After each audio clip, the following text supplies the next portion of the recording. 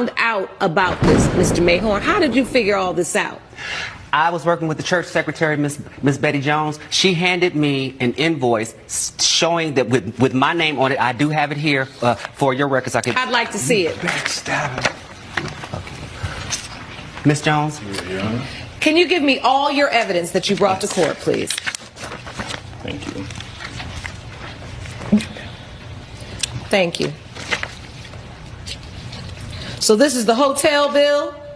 That's also my food delivery bill, because subsequently my wife left me. She told me she didn't want to be married with me anymore, so now I got to cook for myself. I got to clean my own house. So you don't know how to cook and clean? You know what?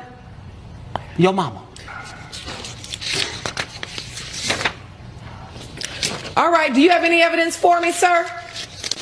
Evidence in terms of what, ma'am? Evidence that you bring to court to prove your case. This is my word against. I already admitted that I had relations with his wife. That's exactly right. But you said a Jezebel spirit? I thought you might have brought in something to prove that you were not intentional in this. Because if you intentionally came between him and his wife, that's the basis for alienation of affection. Well, and now your witness is standing. I'd like to hear from her, Mr. Mayhorn. State your name for the record, ma'am. Yes. My name is Betty Jones. Hello, Ms. Jones. What would you like to add to this? I would like to add that I have been the church secretary for over 25 years. Nothing comes to the church I will not see. Okay. So I was taken aback when this receipt came to the church, and I knew Mr. Mayhorn had not been away. The receipt was in his name, and I knew the pastor had been away. Okay, stop. I want to understand this. You saw a receipt. Whose name was on the receipt? The name on the receipt was Mr. Mayhorn.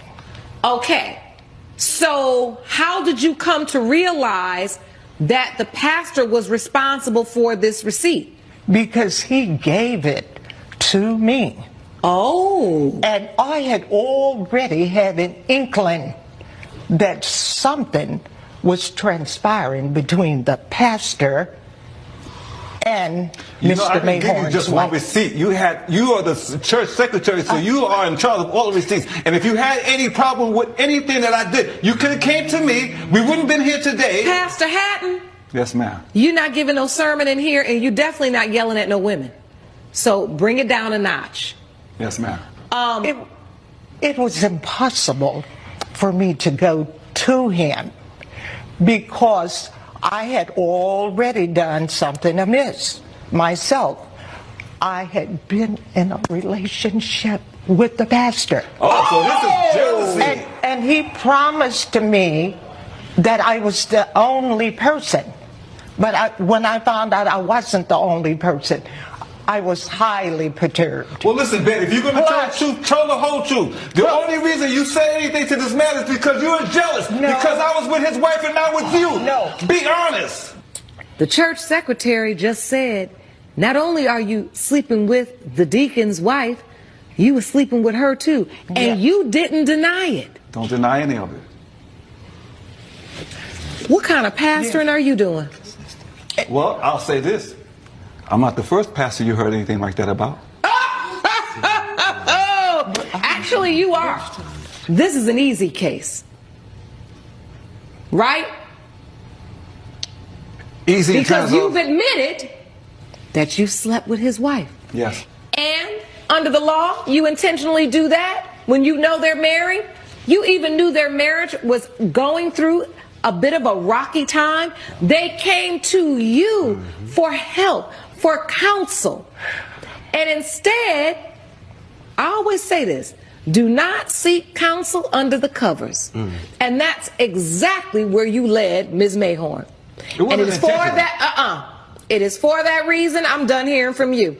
It is for that reason, it has been determined by this court that we are ruling in favor of the plaintiff for $10,000. Pay it.